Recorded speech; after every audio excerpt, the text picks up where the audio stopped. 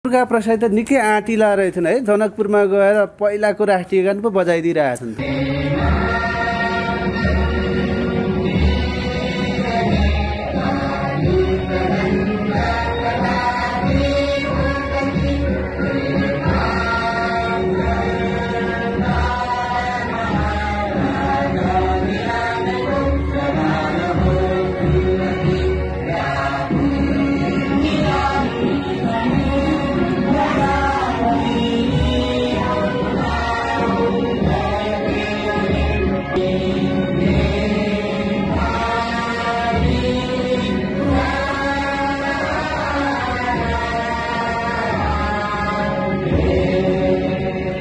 दुर्गा प्रसाईले पनि media stunt गरे।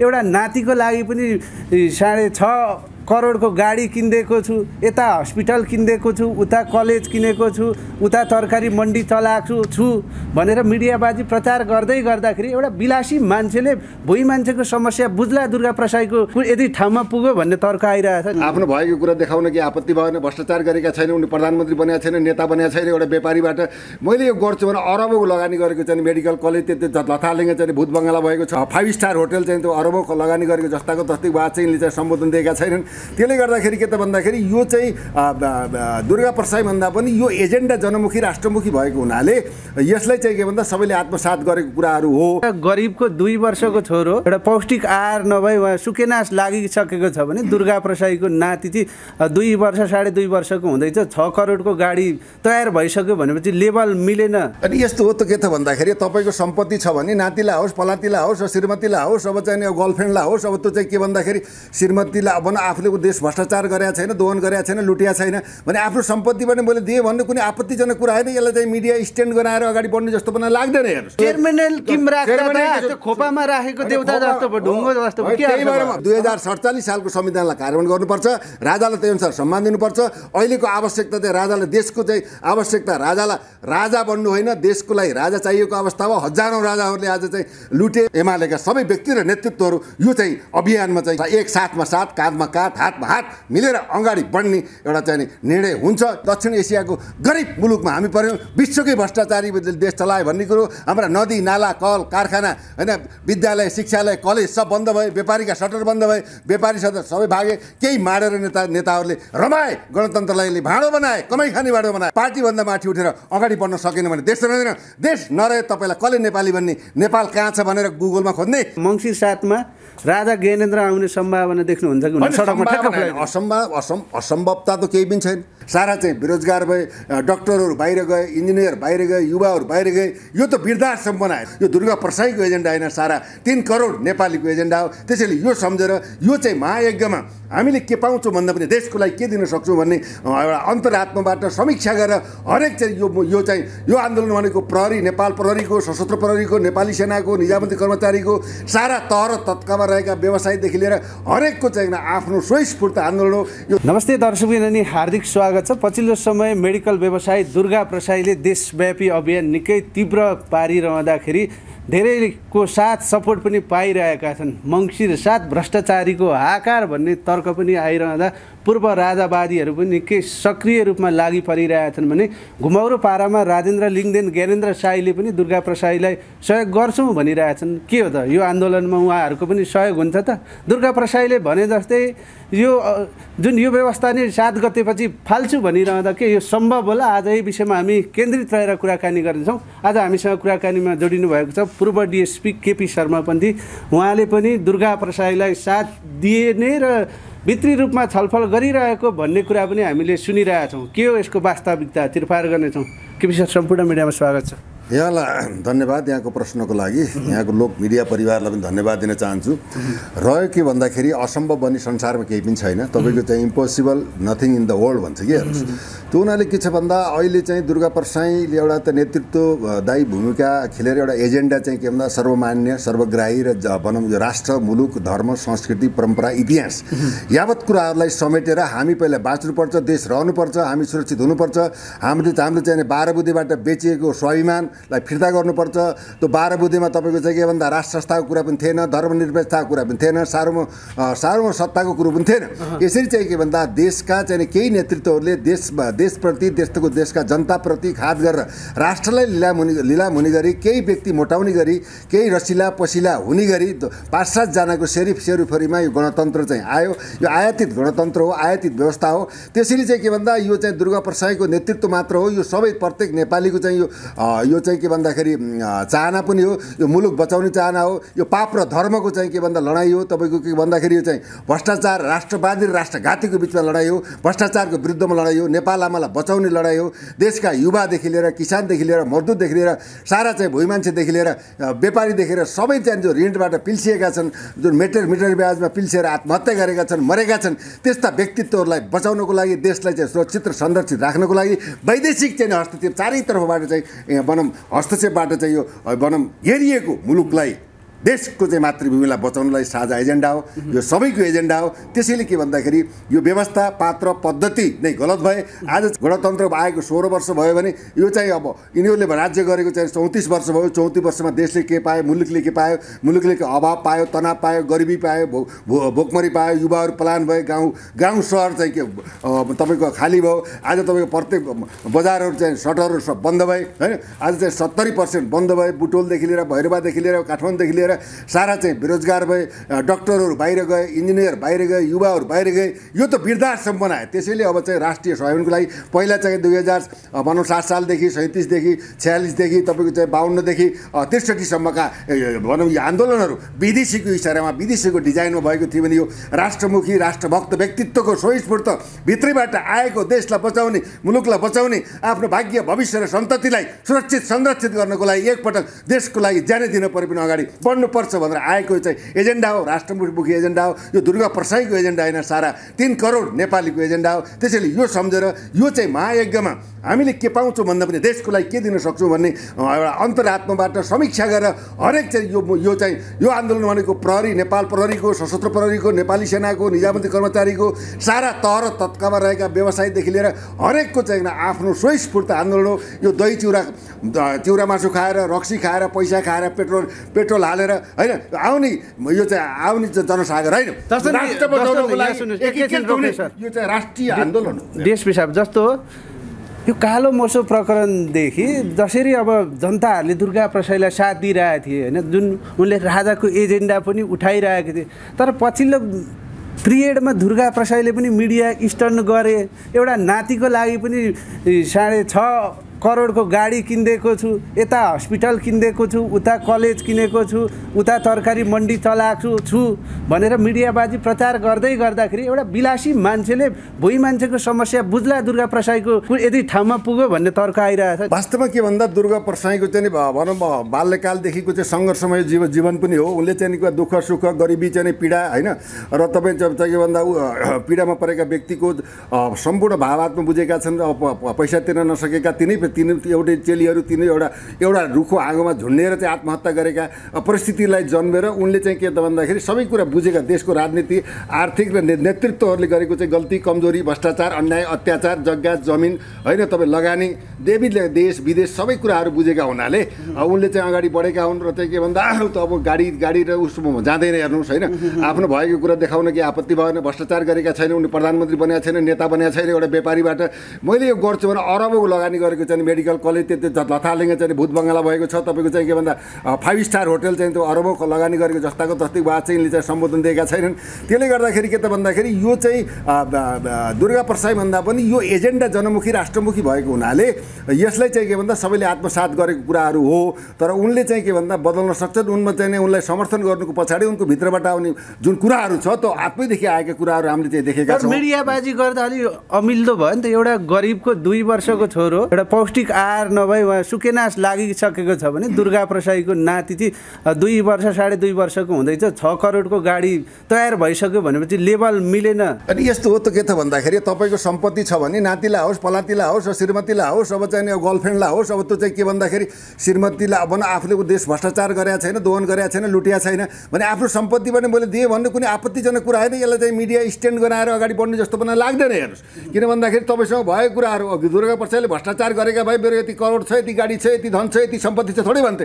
उनले त निष्पक्ष रूपमा आफ्नो मेहनत परिश्रमले चाहिँ कमाएको कुरालाई भनेको कुरामा यसलाई चाहिँ त्यति चाहिँ महत्त्वपूर्ण चाहिँ पक्षको रूपमा लिन मिल्छ जस्तो मलाई लाग्दैन। हेर्नुहोस्, जस्तो अब ठिकै हो, अब जनताको छोरो गरिबको छोरो केही खान नपाएर मरिरहेछ, उनको नाति बुलेट प्रुफमा सुतिरह होला भन्न मिल्यो। धेरैको तर्क छ, मेरो व्यक्तिगत प्रश्न व्यक्तिगत राख्न पाइन्छ, तपाईँले सोध्नु पनि पाइन्छ। त्यो कुरो के त भन्दाखेरि अब चाहिँ कुनै अब चाहिँ देशको चाहिँ राजा महाराजा, अब भनौँ न अहिलेको चाहिँ अब जापान अमेरिका बेलायतको चाहिँ प्रधानमन्त्रीले चाहिँ आफ्नो छोराछोरीको लागि चाहिँ बुलेट प्रुफ गाडी किन दियो भन्ने त क्वेसन होइन। आफ्नो सम्पत्ति प्रदर्शन गर्न पाइन्छ। यहाँका नेताहरूले त आफ्नो सम्पत्ति कति छ भने देखाउनै चाहन्न, सम्पत्तिको चाहिँ सार्वजनिक सम्पत्ति गर्न पनि चाहँदैन, अकुल सम्पत्ति कमाएका छन्। त्यसैले यो कुरालाई हामीले स्ट्यान्डमा जानु चाहिँ त्यति उपयुक्त म देख्दिनँ। हेर्नुहोस्, जहाँसम्म तपाईँको चाहिँ 9 गते कार्यक्रम चाहिँ के भन्दा श्रीपाल महाराज सरकारको चाहिँ कार्यक्रम थियो, त्यहाँ लिङदेलजीले चाहिँ के गर्नुभएको थियो भन्दाखेरि चाहिँ तपाईँको चाहिँ एउटा मूर्ति आवरण गर्ने कुराहरू थियो। पृथ्वीनारायण शाहको, पृथ्वीनारायण शाह भनेको राष्ट्रपिता पनि हो, राष्ट्र निर्माता पनि हो, सम्मान हामीले गर्नैपर्छ। नेपाली नोटमा पनि अब चाहिँ पृथ्वीनारायण शाहको फोटो आउनुपर्छ भन्ने मान्यता राख्ने राष्ट्रवादी परिस्थिति भएको हुनाले त्यहाँ चाहिँ लिङदेलजीले उद्घाटन गर्ने कुरा थियो। होइन त अब राजालाई नै ल्याएर उद्घाटन गर्नुपर्छ भन्ने कुरा 9 गते कार्यक्रम चाहिँ भएको थियो। मलाई लाग्छ के भन्दा राजेन्द्र लिङदेलदेखि लिएर अब ज्ञानेन्द्र साई अब चाहिँ राष्ट्रवादी शक्तिहरू जति छन् अहिले चाहिँ एउटा भनौँ एकीकृत भएर फुटेर होइन जुटेर अगाडि बढ्ने पनि बेला आएको हुनाले यसलाई मध्यनजर राखेर यो कार्यक्रम सबैको साझा कार्यक्रम भएको हुनाले यसमा चाहिँ के भन्दा प्रतिबद्धता, एकबद्धता, उपस्थिति र चाहिँ के भन्दाखेरि तपाईँ एउटै चाहिँ नारा, एउटै बाटो, देशलाई बचाउने, मुलुकलाई बनाउने, माटोलाई बचाउने, युवालाई स्वरोजगार दिने, अब हाम्रो भाग्य र भविष्य निर्माण गर्ने एउटा सफल र चाहिँ युगान्तकारी परिवर्तन गर्ने देशलाई चाहिँ बनाउनको लागि यो कसैको चाहिँ एजेन्डा भन्दा पनि अहिले स्वस्फूर्त रूपमा व्यक्तिहरू, नेतृत्वहरू, पार्टीका कार्यकर्ताहरू सबै चाहिँ के भन्दा यसमा चाहिँ पार्टीका हामी कहिलेसम्म एमाले बन्ने, कहिलेसम्म काङ्ग्रेस बन्ने, कहिलेसम्म माओवादी बन्ने, हामी नेपाली नागरिक बन्ने। जस्तो अब डिएसपी साहब पछिल्लो समय यो गणतन्त्रवादी नेता, अघि तपाईँले सुरुमा नै क्लु दिइसक्नु भएको छ, कोठे बैठकबाट ल्याएको गणतन्त्र 7 जनाले भन्नुभयो। ती नेताहरूले भ्रष्टाचार गरे भनेर जुन गणतन्त्रमै लडाइँ लडेकाहरू अहिले राजावादी भएका छन्, फ्रस्ट्रेसन भएर यो राजनीतिदेखि। तर पछिल्लो समय दुर्गा प्रसाईको अभिव्यक्ति के भयो भने म कुनै राजावादी होइन, अब मैले देश हाँक्ने हो भन्दाखेरि यहाँ राजावादीहरूको चित्त दुखाइ छ अरे के भन्नु? अनि यो कुरा नबुझेको हेर्नुहोस्, किन भन्दा राजाको बादै हुन सिद्धान्त हुन, राजा भनेको आस्था हो।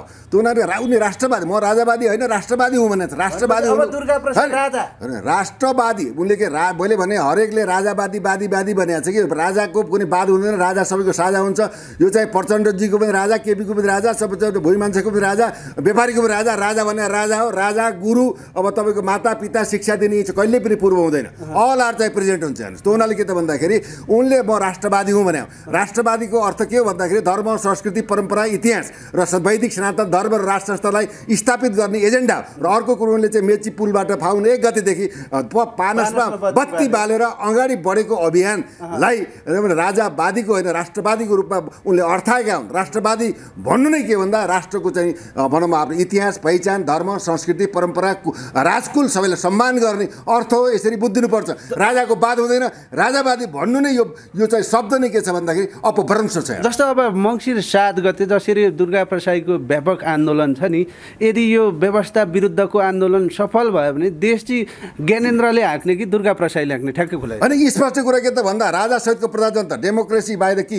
डेमोक्रेसी भनौँ के भन्दाखेरि चाहिँ गाइडेड बाई द किङको कुराहरू आउँछ। हेर्नु, संवैधानिक राजतन्त्रको कुरा आउँछ। संवैधानिक राजतन्त्र भएर अहिलेको राष्ट्रपतिको ठाउँमा गएर बस्ने हो, सम्मान गरे, सेरेमोनियल किङ हो। तर सेरेमोनियल किङ नभएर पावरफुल किङको रूपमा जानुपर्छ। देशमा आपद पर्दा, विपद पर्दा, गलत सन्धि सम्झौता हुँदा अन्डर कमान्डमा राख्ने परमाधिपति परम सेनाधिपतिको अर्थाएर चाहिँ तुझ्नुपर्छ। सेरेमोनियल किङ राख्दा खोपामा राखेको देउता जस्तो ढुङ्गो जस्तो त्यही भएर म भन्दैछु 2047 सालको संविधानलाई कार्यान्वयन गर्नुपर्छ। राजालाई त्यही अनुसार सम्मान दिनुपर्छ।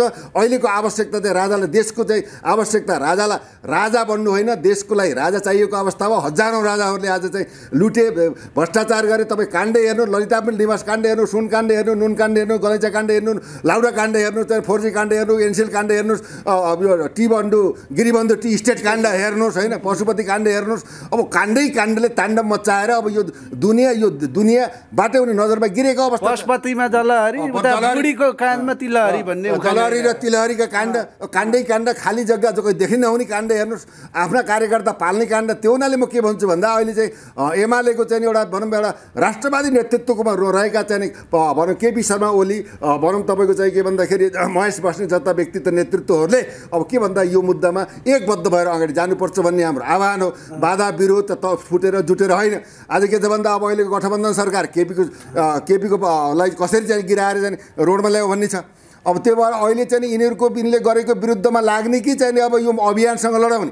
त्यसैले देशका युवा पार्टीका चाहिँ बन्धक नबनाऊ, पार्टीका दास र गोठाला नबनाऊ। यो देश हाम्रो हो। यो देश चाहिँ कसैको श्रीमती ल्याएको दाइजो होइन, कसैले दिएको बिर्ता पनि होइन, कसैको पेवा पनि होइन। त्यसैले के भन्दाखेरि राष्ट्रको लागि, मुलुकको लागि, माटोको लागि, देशको हितार्थ, जनताको रक्षार्थ, मातृभूमिको चाहिँ के भन्दाखेरि चाहिँ तपाईँको सुरक्षार्थ, हाम्रो भाग्य र भविष्यलाई एउटा के भन्दाखेरि युगान्तकारी परिवर्तनार्थ अब हामी चाहिँ जानकी बाजी ल्याएर अगाडि बढ्नुपर्ने माटो र नेपाल आमाको यो चाहिँ आवाज हो, पुकार हो। यो पुकार र चाहिँ आवाजलाई अहिलेको चाहिँ नेपाली व्यक्तित्व नेतृत्वले मनदेखि स्वयस्फूर्त रूपमा चाहिँ यो आन्दोलन शान्तिपूर्ण आन्दोलनमा आएर यहाँको नेतृत्व व्यवस्था पात्र र पद्धतिलाई परिवर्तन जब हुँदैन तबसम्म देश सुरक्षित रहँदैन। जस्तो नि देश विषय जस्तो मङ्सिर 7 गते अब नागरिक बचाउ अभियान दुर्गा प्रसाईको नेतृत्वमा एउटा विशाल आन्दोलन भनिरहेछन्। उनले 10 लाख 20 लाख उतार्छु भन्दै गर्दा उता महेश बस्नेतले पनि युथ फोर्सका 5-7 लाख कार्यकर्ता उचाल्छु भन्दैछन्। एकले अर्कालाई यो दादाको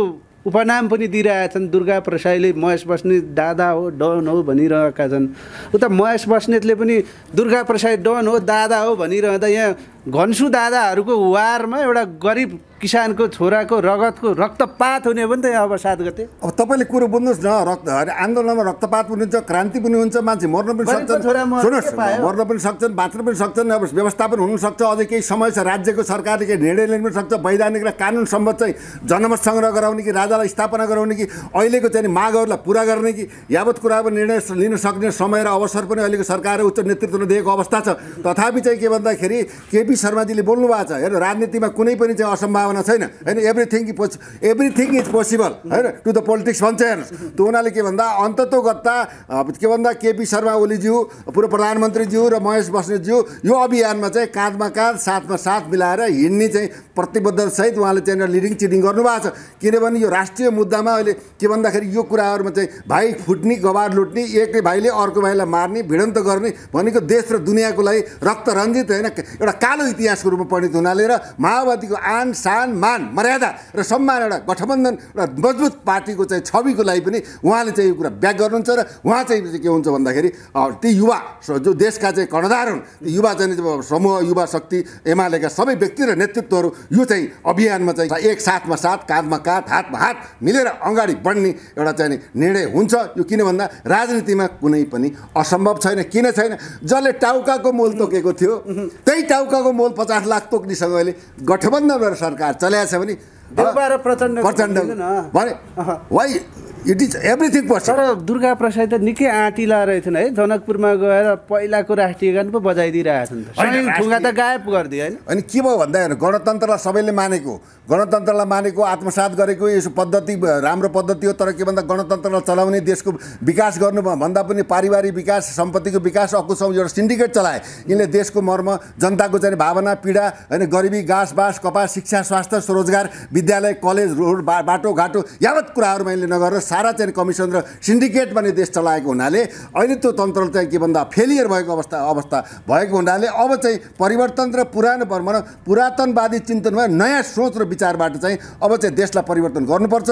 र यो चाहिँ हिसाबले देश चल्दैन। देश चाहिँ के भन्दा दक्षिण एसियाको गरिब मुलुकमा हामी पर्यौँ, विश्वकै भ्रष्टाचारी देश चलायो भन्ने कुरो। हाम्रा नदी नाला, कल कारखाना होइन, विद्यालय, शिक्षालय, कलेज सब बन्द भए, व्यापारीका सटर बन्द भए, व्यापारी सटर सबै भागे, केही माडेर नेताहरूले रमाए, गणतन्त्रलाई भाँडो बनाए, कमाइ खाने भाँडो बनाए। त्यसैले अब पनि नेपाल देशको लागि यदि चाहिँ नागरिकले राष्ट्रिय जिम्मेवारी भएर पार्टीभन्दा माथि उठेर अगाडि बढ्न सकेन भने देश रहँदैन। देश नरहे तपाईँलाई कसले नेपाली भन्ने, नेपाल कहाँ छ भनेर गुगलमा खोज्ने।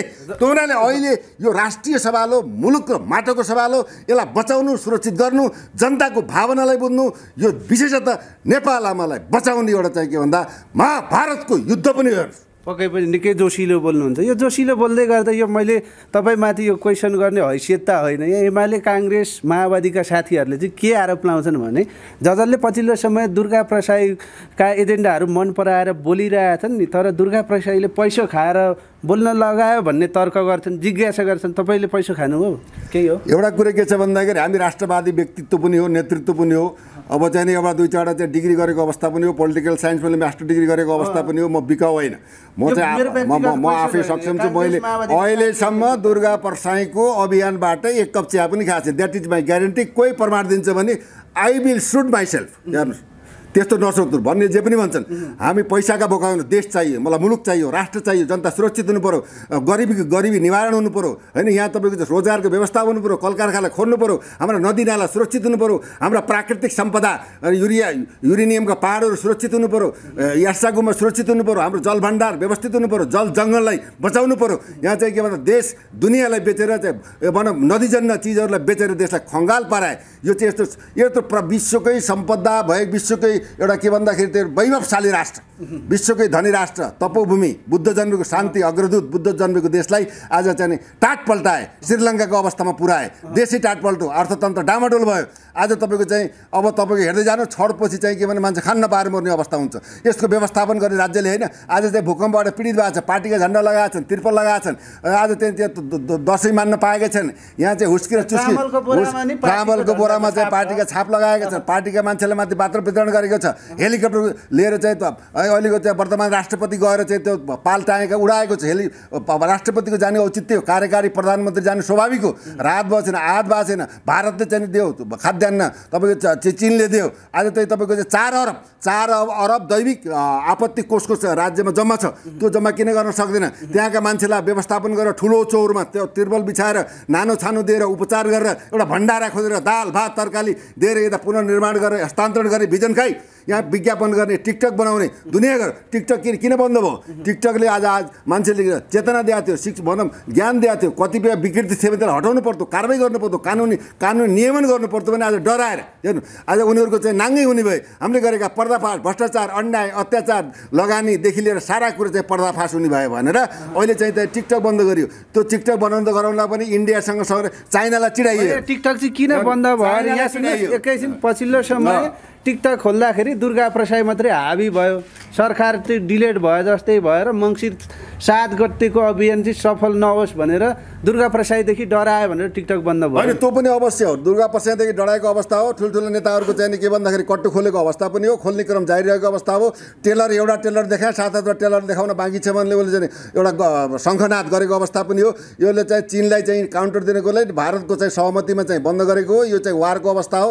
यो टिकटकवाला पनि के हुन्छ, बन्द गरेको अवस्थामा 7 गते टिकटक चलाउने पनि हेर्नु स्फूर्त आन्दोलनमा आउँछन्। हेर्नु यिनले के दिनानुदिन के हुन्छ, जब व्यवस्था असफल हुन्छ, नेतृत्व असफल हुन्छ, यस्तै खालका पर्पगण्डाहरू मचाउने होइन। अब के मर्ने बेलामा कमिलाको पखाउँछ जस्तो भनेर राज्य अभिभावकीय चाहिँ संस्था नभएर एउटा प्राविधिकलाई बाबे तपाईँले मान्नुहोस्। तपाईँले चाहिँ कुकरमा चाहिँ तपाईँको पकाउँदा चामल चाहिँ डढो भनेर कुकर फुटाउने कि चाहिँ अब त्यसलाई व्यवस्थित गर्ने भने एउटा एप्सलाई फालेर त्यो एउटा प्रविधिलाई चाहिँ अहिलेको जमानामा निरङ्कुशता लादेर उत्तर कोरिया बनाउनको लागि निरङ्कुशताले उनीहरूकै चाहिँ मान सान मर्यादा र यिनको शासनतन्त्र प्रणालीले फेला भएको अवस्था छ।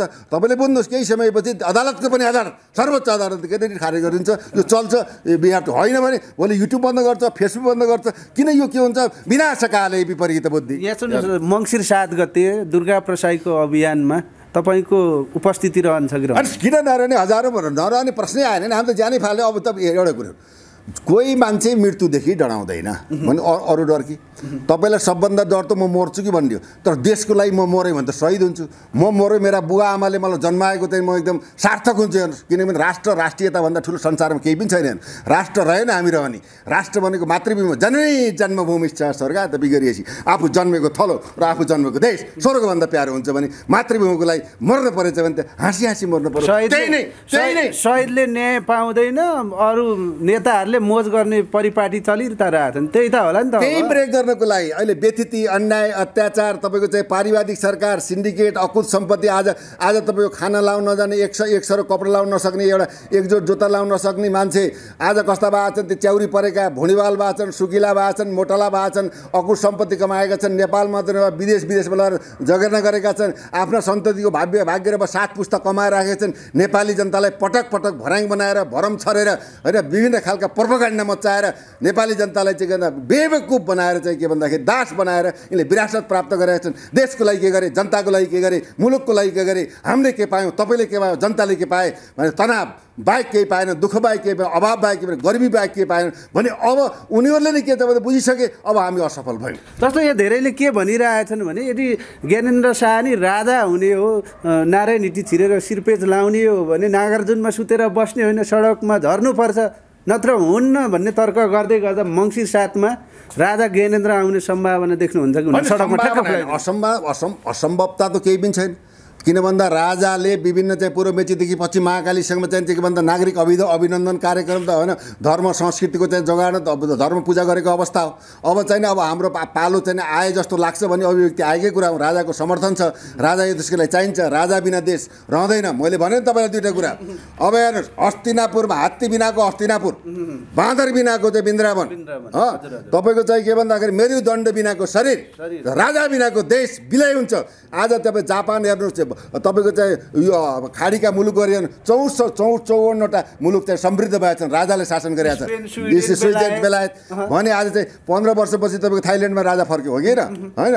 भनेपछि अब यो अहिले त आवश्यक यिनले यो राजालाई चाहिने क्रियाकलाप कुकर्मको कारण जनतालाई के भन्दा चुसेर लुटेर करको भारी बोकाएर होइन, युवालाई चाहिँ विदेशमा बेचेर यसरी चाहिँ रक्तपात मनोविज्ञानबाट चाहिँ नेपाली जनताको चाहिँ एउटा मर्मलाई एउटा मर्माहत पीडामा पारेका हुनाले अबको विकल्प भनेको गणतन्त्र राम्रो थियो, मानेकै थियौँ, राजाले पनि मानेको अवस्था हो। तर यो तन्त्र, यो पद्धति, शासक, यी विदेशीका चाहिँ बाट चाहिँ प्रचार परिचालित भएका व्यक्तित्व र नेतृत्वबाट कुनै पनि हालतमा देश बन्दैन, देश सुरक्षित रहँदैन। अब यहाँ विभिन्न खालका सन्धि सम्झौता लादेर देशलाई हरिकङ्गाल बनाएर आज चाहिँ अफ्रिकामा गएर माटो खाने हिसाबमा पुर्याउने हुनाले अब चाहिँ के त भन्दा परिवर्तन यो जनमुक्तिको आन्दोलन हो, नेपाल आमालाई बचाउने आन्दोलन हो, यो माटोको आन्दोलन हो। माटोको टिको लगाएर हरेक व्यक्ति, समुदाय, बालिका, स्कुल, कलेज, विद्यार्थी, पार्टी, सिद्धान्त, विचार सब त्यागेर अहिले चाहिँ प्रतिवाद गर्नु अहिले नागरिक दायित्व र जिम्मेवारी भएको हाम्रो विश्लेषण रहेको छ। हस्, तपाईँहरूको आन्दोलनले सार्थकता पाओस्। अति व्यस्तताको बिच पनि समय दिनुभयो, यहाँको अमूल्य समयको लागि धेरै धेरै धन्यवाद। जय जननी, जय मातृभूमि।